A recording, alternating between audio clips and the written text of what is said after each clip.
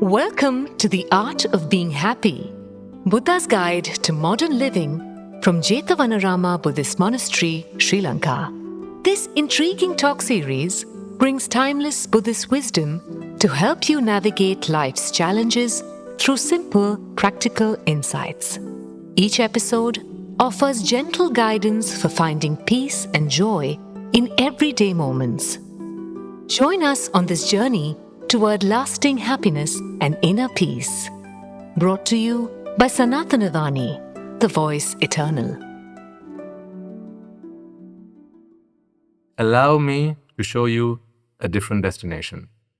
You don't have to make big changes in life for that. I've made that change on your behalf. Let me come and talk to you. You be just where you are. You don't have to come and sit next to me. You know what I mean by that, right? Because I understand, dear mothers and fathers, dear brothers and sisters, that you are caught up in a myriad of responsibilities, duties, and obligations. And as much as you might perhaps have considered, and maybe will in the future consider, a different walk in life, perhaps there are certain boundaries that can no longer be crossed. Maybe there are certain locks that can no longer be unlocked. So it is not my ambition to come here and tell you, what the heck are you all doing? Let's go to the temple and let's get ordained. Let's all become monks and nuns. That's not what this is for. Even less so to try and make you all Buddhists. No. As I said, I'm not a Buddhist monk. I'm just a scientist in a robe. What you see here is simply a lifestyle that I have chosen, for very good reasons, which I will share as we go along. You don't have to become a monk. Nibbana is not very far away from where you are right now. And nothing could be more true than that. Nibbana is right where you are. It's right where you are. My job is to try and help you realize that. It's not to find Nibbana, because to find something, it has to be, you got to be somewhere and it has to be somewhere else. Yeah, that's when you have to go finding something. You find a lost pair of keys. You find your umbrella. You find a lost child. You got to go looking for it. But why is Nibbana a realization and not a finding? What do you have to realize? It's right where you are. That's not a finding. That's a realizing. I will help you do that. I promise you. All you got to do is just bring yourselves. That's all you got to do. So we went to the UK and we settled down. So at that time, we was just my mother, Appachi, Amma, and my brother. And then time passed. I did my LOs, as I said. So I was quite keen on becoming a doctor, so I chose the subjects that would help me become one. I was fascinated by biology, but more specifically human biology. So around that time, this subject came into the curriculum. I loved it. How all the parts of the body work in unison. How what you put in here can actually go all over your body and make this wonderful machine work. It was so interesting. Physics, chemistry, maths, those were the things I used to spend my time with. But somewhere down the line, I realized that although I was to become a doctor, I wasn't supposed to become that kind of doctor.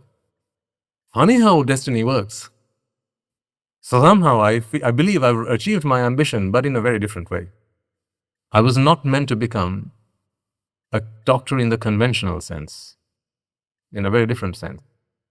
So I gave up my idea on medicine, and then I chose something else that would pique my interest around that time, and that was computing and finance. These were the two things that really interested me next to medicine.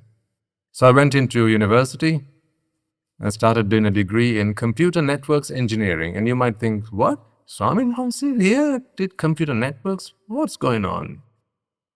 I myself look back at my past today and wonder, wow, that was one heck of a ride. So after I graduated, then it was time for me to tie that knot. What knot am I talking about?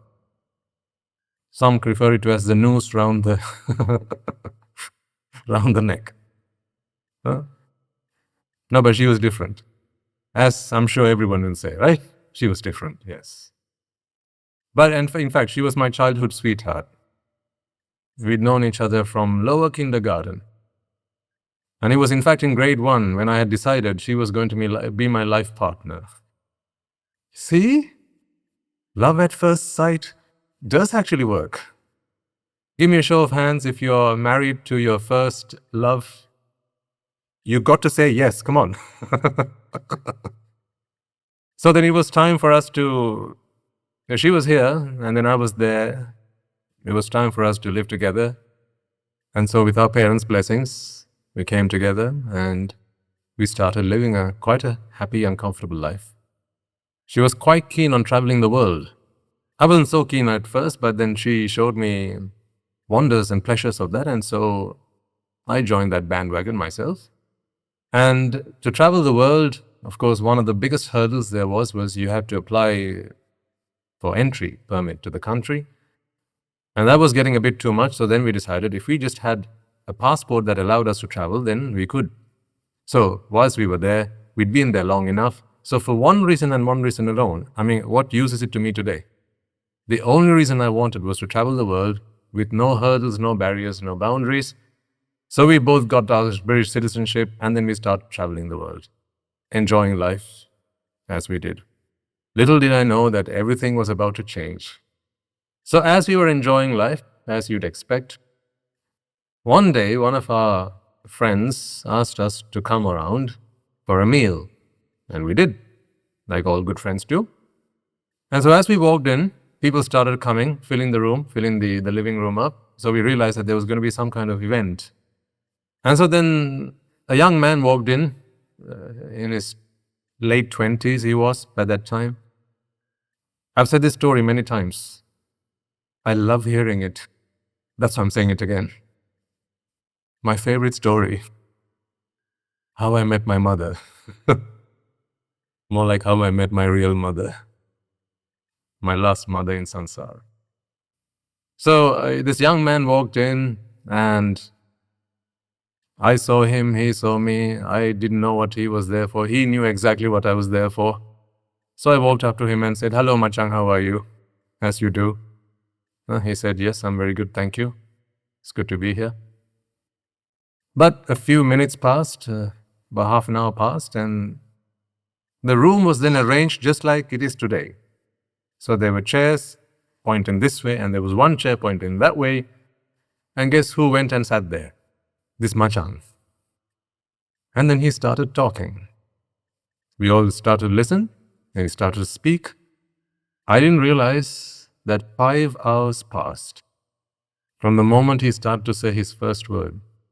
Time passed. Minutes turned into hours. And only when I saw dawn, the light of daybreak, did I realize that it had been about 5 o'clock in the morning, or around that time, when the talk came to an end. My life changed completely. That was the day that I found the purpose of my life. It took me a good 26, 7, 8 odd years to come to that realization. But I realized that there was much more to have and to achieve in life than the mere pursuits of materialistic gains. Conventionally and materialistically, I had a good life set for myself. I wanted to retire by the age of 40. And I had it all planned out. I had my investments done, I had my properties, I had this, I had that, money in the bank, pension planned out, all sorted, because I worked at the bank. So after I graduated, I wanted to, computing and finance was what interested me, so I went and worked for an investment bank. That's where all the money is, so if you want the money, where do you want to go? It's where the money is. So a good 5 years at the bank, and I'd worked out a nice retirement strategy that would keep both my wife and I very happy for the rest of our lives. But then this happened, and then this happened. If back then you'd worked out my total value of my net assets, I think at the tender age of 22, 23, and please don't think I'm boasting, I'm only sharing this story because I want you to understand that I can relate to where you are. so I can help you see a different path in life.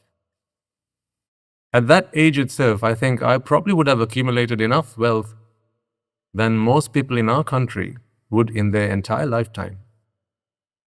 I wanted to help others as well. So it was not just all for myself.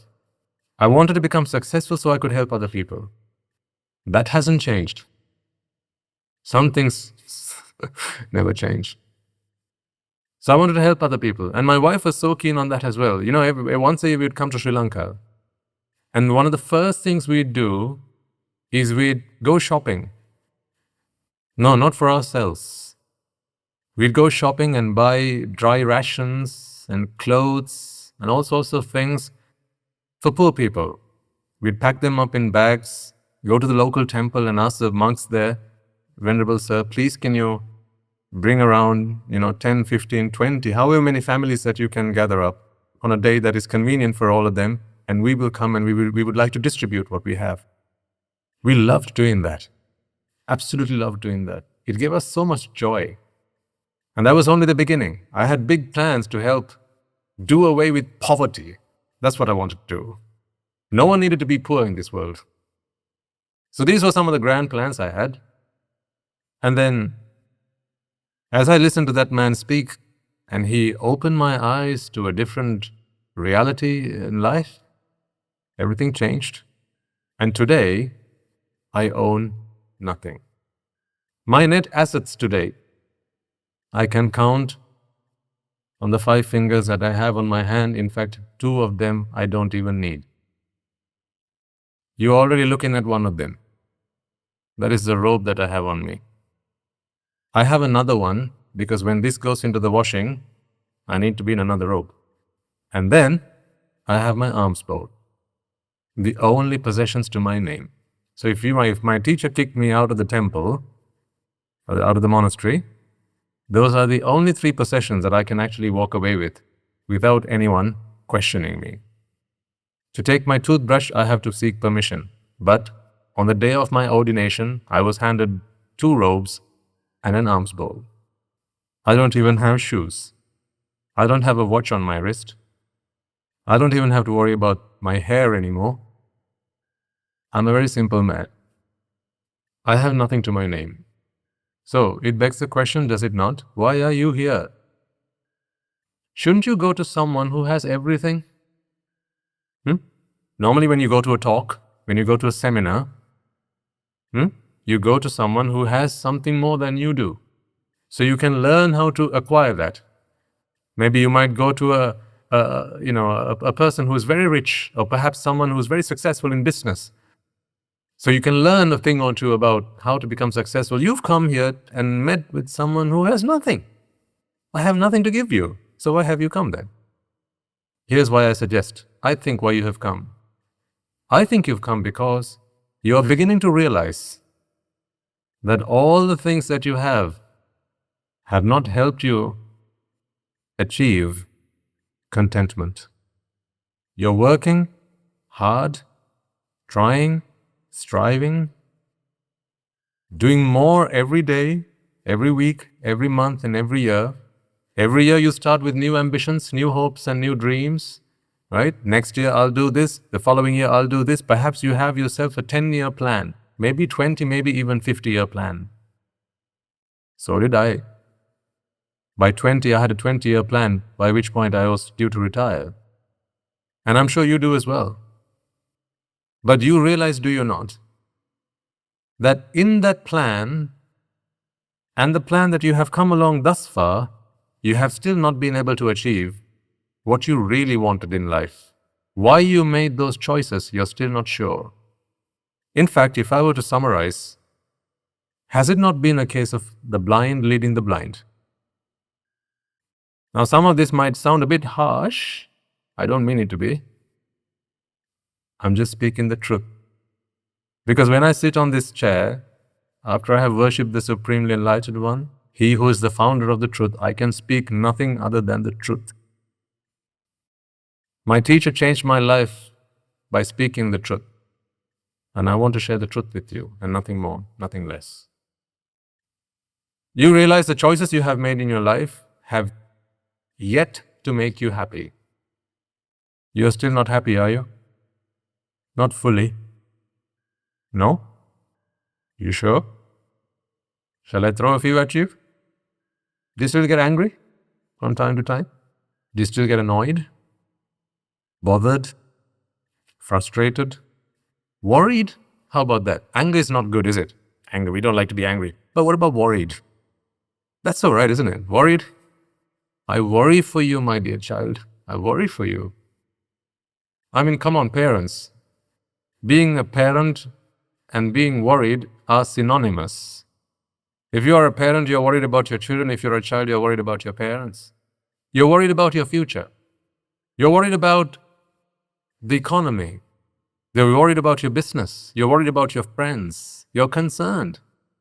That is why I said, can you think about the last time you had a peaceful night's sleep? Most nights are sleepless nights. Are you still counting sheep to help you sleep?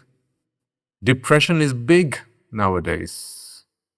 I won't be surprised if I ask people in the room to give me a show of hands, but I'm not going to ask you to do that, don't you worry.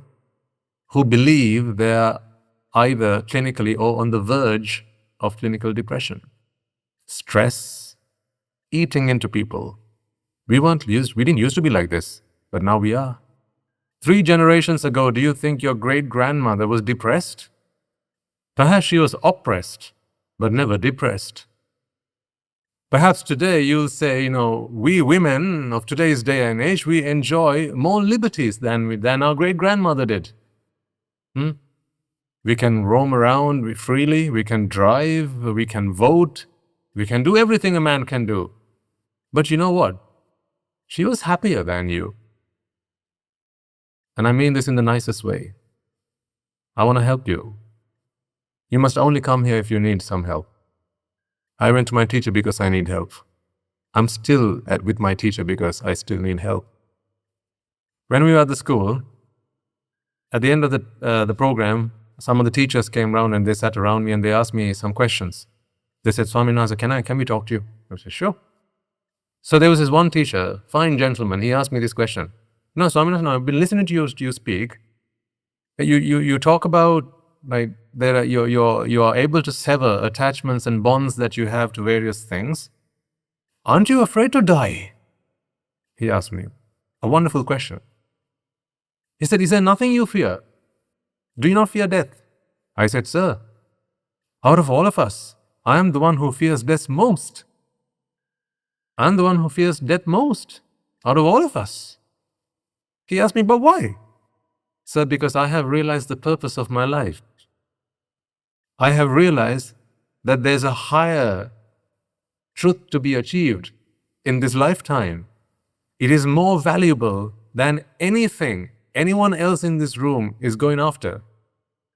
This is what I told him. I understand that this is invaluable. And to do that, I need my life. Whatever it is left of it. Whatever is left of it, I need it. Because I still haven't completed my path. I haven't completed my journey. I haven't reached my final destination yet. So therefore, I treasure my life. I used to say, it's just a funny story, right? Back then, as a layperson, if I was to cross the street, and say if there was a granny waiting to cross the street, I might go and stand in front of her and give her some cover and say, Achi, wait, let me hold your hand and cross you. Today, I'll go stand behind the Achi. I'm just kidding. But I want you to understand what I mean by that. Today, I'll go stand behind the granny and ask her, please give me cover because I have something immensely valuable that I want to achieve in my life. So he asked me, are there any possessions that you are worried and scared of leaving behind? I said, yes, there is just one, my teacher. I need my teacher, but anyone else, you can take it at your will. I used to feel the same about parents and friends, but now I realize that more than I need them, they need me.